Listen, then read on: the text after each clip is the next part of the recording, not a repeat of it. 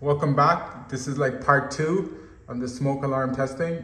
This is the Kitty 3-in-1 smoke alarm slash CO equipped with strobe. So I'm gonna actually do a test using actual smoke, which I have here. Here's my smoke canister. So we're gonna use actual smoke to test this one.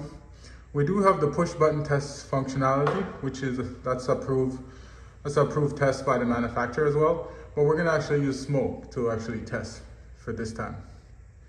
So let's do it. Don't forget to subscribe, like, and share the video. Thank you.